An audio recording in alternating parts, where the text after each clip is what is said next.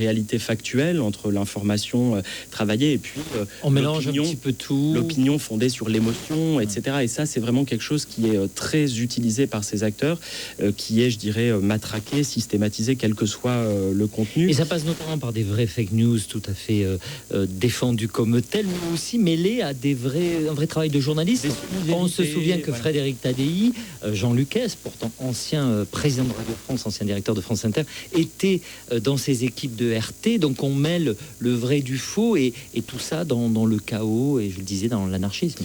Oui, et puis l'idée c'est de semer aussi ce qu'on je rappelle que Frédéric Tadei est parti et Jean Lucas aussi, mais malgré tout ils avaient été recrutés à cette époque. Voilà, ça faisait partie aussi d'une autre pratique qui consiste à recruter des personnalités qui sont connues en fait du grand public, ce qui permet mais en même temps un peu marginalisés dans les deux cas, ils cherchaient un travail finalement. Voilà, et puis qui sont aussi des gens qui sont connus pour avoir une certaine appétence pour le pluralisme, ce qui est aussi de la part... Et qu'on achetait aussi, sans jeu de mots, mais avec un salaire. Oui, bien sûr. Ah oui, il y avait des enjeux financiers très importants. Emmanuel Paquette. Oui, vous parliez tout à l'heure des États-Unis. Donc effectivement, Intelligence Online a découvert que le studio Gebi, donc un studio américain, avait relayé en fait aux États-Unis via la chaîne Sputnik des articles, notamment un article qui s'appelait "Se débarrasser des chaînes, la France lutte pour conserver ses colonies".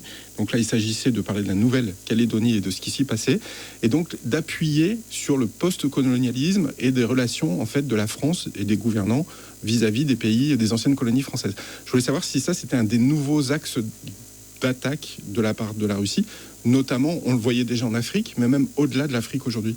Absolument. Ce qu'on observe aujourd'hui très clairement depuis février 2022, dans le discours officiel russe, et notamment dans la bouche de Vladimir Poutine, qui le fait maintenant très régulièrement, c'est une reformulation